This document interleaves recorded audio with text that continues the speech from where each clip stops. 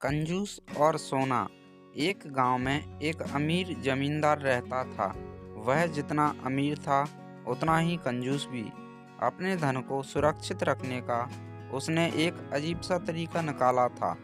वह धन से सोना खरीदता और फिर उस सोने को गलाकर उसके गोले बनाकर अपने एक खेत में एक पेड़ के नीचे गड्ढा खोदकर डाल देता था। रोज खेत जाना और गड्ढे को खोदकर सोने के गोलों की गिनती करना उसकी आदत थी। इस तरह वह तसल्ली करता कि उसका सोना सुरक्षित है। एक दिन एक चोर ने कंजूस आदमी को गड्ढे में से सोना निकालकर गिनते हुए देख लिया। वह छुपकर उसके जाने का इंतजार करने लगा। जैसे ही कंजूस आदमी गया, वह गड्ढे के पास पहुंचा और उसमें से सोना निकालकर भाग गया। अगले दिन जब कंजूस आदमी खेत में गड्ढे के पास पहुंचा, तो सारा सोना गायब देखकर रोने पीटने लगा।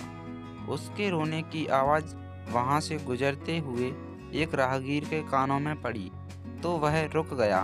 उसने कंजूस आदमी से रोने का कारण पूछा, तो कंजूस आदमी बोला, मैं लुट गया, बर्बाद हो गया। कोई मेरा सारा सोना लेकर भाग गया। अब मैं क्या करूँगा? सोना? किसने चुराया सोना? कब चुराया? राहगीर आश्चर्य में पड़ गया। पता नहीं चोर ने कब इस गड्ढे को खोदा और सारा सोना लेकर 9-2-11 हो गया। जब यहाँ पहुँचा मैं, तो सारा सोना गायब था। कंजूस आदमी विलखते हुए बोला, गड्ढे से सोना ले गया? तुम अपना सोना यहाँ इस गड्ढे में क्यों रखते हो? अपने घर पर क्यों नहीं रखते? वहाँ ज़रूरत पड़ने पर तुम उसका आसानी से उपयोग कर सकते हो। राहगीर बोला, मैं अपने सोने को कभी हाथ नहीं लगाता।